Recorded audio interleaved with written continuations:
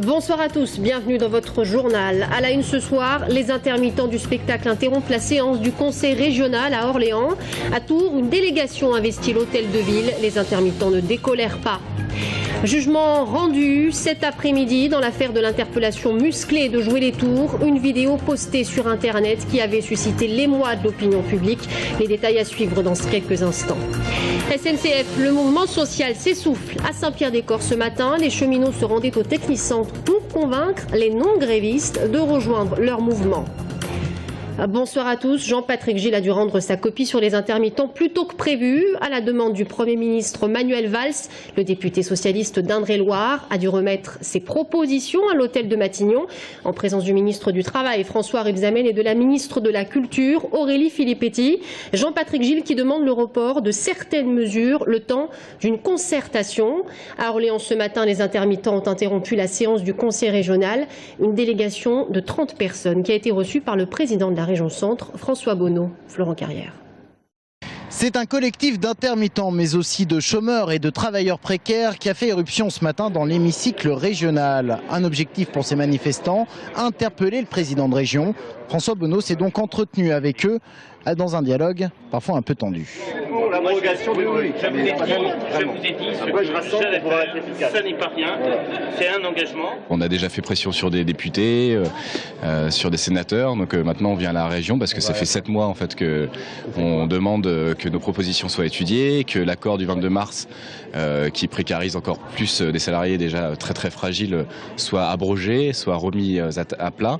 Des manifestants largement composés d'intermittents du spectacle qui craignent une précarisation de leur statut avec l'instauration d'une période de carence pouvant entraîner des ruptures d'indemnisation. Et ce n'est qu'à eux que le président de région a promis une action. Ce que je leur ai dit, c'est que sans délai, aujourd'hui même, j'allais adresser au ministre concerné un courrier par lequel j'insistais pour demander qu'on ouvre une discussion, une négociation pour la situation particulière des intermittents, qu'à cette négociation soient présents bien évidemment les partenaires sociaux et les représentants des intermittents, mais aussi le gouvernement, l'État. Ce matin, les ambulanciers se sont également mobilisés ici à Orléans, parmi eux beaucoup de Tourangeaux, avec pour eux un objectif, rencontrer le préfet de région cette fois-ci, des ambulanciers qui demandent notamment d'être assujettis à une TVA à 2,10% comme sur les médicaments remboursés au lieu de 10% aujourd'hui. Ça n'a pas entraîné de modification des tarifs, justement. Effectivement, ça nous fait payer une taxe sur les salaires importante pour les entreprises. J'ai une centaine d'entreprises qui ont déposé le bilan l'année dernière, et cette année, ça risque d'être pire si rien n'est fait. Côté hémicycle régional, les débats ont pu reprendre en fin de matinée. Jusqu'à demain, les élus régionaux aborderont différents sujets. Ils devraient notamment voter une prime de 500 € pour les entreprises de moins de 11 salariés qui embauchent des apprentis. À l'ordre du jour également, le tourisme avec l'émergence d'un cluster pour fédérer l'ensemble des acteurs régionaux. Et nous en parlerons également avec l'invité de la rédaction ce soir, Jacques Vincé, directeur du Centre dramatique de Tours. À Tours également, une trentaine d'intermittents a investi ce matin le 5e étage de l'hôtel de ville. Ils ont demandé à être reçus par le maire Serge Babary, à qui ils demandent de se positionner sur la réforme de l'assurance chômage. Serge Babary devrait les recevoir dans son cabinet dans les heures qui suivent. Cet après-midi, le tribunal correctionnel de Tours a rendu son jugement dans l'affaire de l'interpellation musclée de Jouer les Tours. Souvenez-vous, c'était en août 2013, dans le quartier de la Rabière. Un policier avait utilisé sa matraque et du gaz lacrymogène contre le conducteur d'une voiture et sa passagère. La vidéo postée sur Internet avait suscité l'émoi de l'opinion publique. Romain Delville. Tous condamnés et le policier avec dans l'affaire de l'interpellation musclée de Jouer les Tours en août 2013. Le conducteur du véhicule a été reconnu coupable de conduite en état d'ivresse et sans permis, le tout en récidive, 3 mois ferme. L'une des passagères est coupable de violence sur les policiers, devra leur verser des dommages et intérêts. Et l'un des policiers est lui aussi condamné pour violence.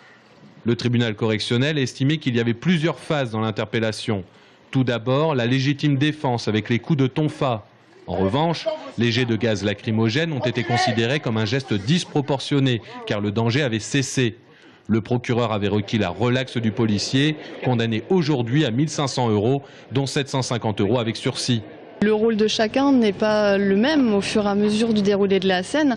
Et là où effectivement on peut sans rien reprocher aux policiers dans un premier temps, il y a vraiment la phase finale de cette altercation, de cette scène, qui effectivement était jeté un petit peu le discrédit sur l'intervention policière. Donc c'était important aussi de pouvoir le dire. D'abord, nous avons pu l'exprimer, le tribunal l'a entendu et a constaté qu'effectivement il y avait eu des débordements de ma cliente qu'elle n'a jamais contesté et des débordements de la part du policier. De son côté, le syndicat Unité SGP Police FO, qui soutenait la démarche du policier, se dit sous le choc et estime le jugement choquant pour le collègue. Selon le syndicat toujours, le policier condamné souhaite tourner la page et n'a pas exprimé sa volonté de faire appel de la décision. Arrive forcé pour un TGV. Un TGV a dû être arrêté aujourd'hui en gare de Saint-Pierre-des-Corps. Parti de Bordeaux pour Lille, il transportait 120 passagers complètement ivres. Un groupe issu d'un comité d'entreprise qui rentrait d'un séminaire dans le sud-ouest. La police est intervenue. Le TGV n'a pu repartir qu'après 1h30 d'escale avec à son bord une brigade de la police ferroviaire. La SNCF se réserve le droit de porter plainte. Et pendant ce temps, la mobilisation des cheminots s'essouffle, mais la colère des usagers, elle, grandit. 9e jour de grève contre la réforme ferroviaire. À Saint-Pierre-des-Corps ce matin, la CGT et Sudrail se rendaient au Technicentre pour tenter de convaincre les non-grévistes de rejoindre leur mouvement. Camille Lemeur et Feriel Chergui. Nous sommes en colère, nous sommes en colère! Ils sont conducteurs, contrôleurs, agents commerciaux ou personnel administratif. Ce matin, leur manifestation partait de la gare de Saint-Pierre. Le point d'arrivée était bien précis, le Technicentre. Car pour tenter de rallier leurs collègues à leur cause, les grévistes ont tenté une sorte de porte-à-porte. D'abord dans les bureaux, puis dans les ateliers de maintenance. L'objectif était simple, présenter le contre-projet de réforme aux non-grévistes. Leur accueil était calme et serein. Aujourd'hui, ça va les éclairer un peu plus et qu'ils sentir aussi que dans leur service, il y a des collègues qui sont mobilisés par rapport au contre-projet. Et bien sûr, continuer avec nous la mobilisation. Car la mobilisation s'effrite. Hier, 14% des effectifs étaient en grève. Il chute à 11% aujourd'hui. Le mouvement a bel et bien été reconduit pour une période de 24 heures suite à une assemblée générale. Mais les syndicats en sont bien conscients. Cette mobilisation touche à sa fin. On a fait ce qu'on devait faire, même si on n'y arrive pas.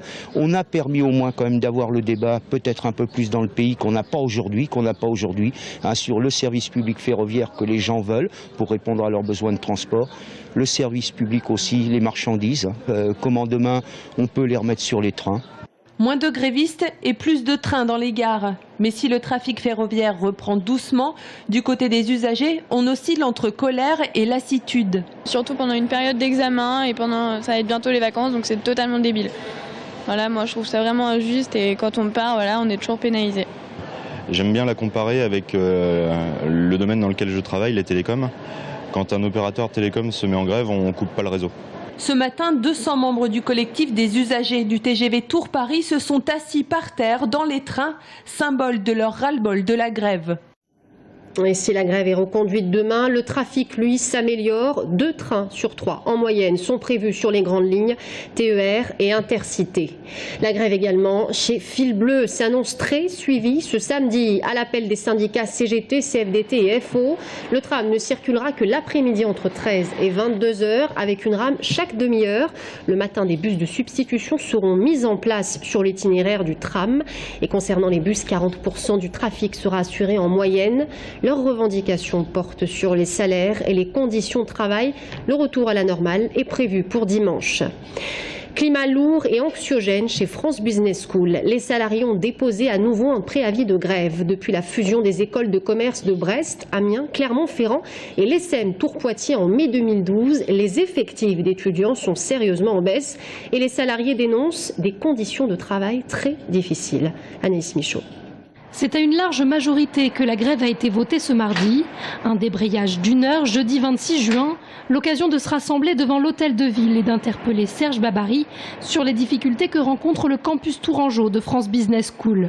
La première d'entre elles, la chute du nombre d'inscriptions d'étudiants. On avait à peu près 350 étudiants à la rentrée 2012, la dernière rentrée SM, sur le campus de Tours, et là on en a 99. Et on est 163 salariés, vous faites le calcul. Aujourd'hui, on est dans une situation très très délicate face au recrutement et l'année prochaine, la rentrée de septembre s'annonce encore pire. Donc nous, on en déduit que la gouvernance n'a pas su mener ce projet et nous mène directement à un plan social puisqu'il va bientôt y avoir plus d'étudiants que d'étudiants. Autre revendication, une amélioration des conditions de travail. On a eu quand même une tentative de suicide sur le campus.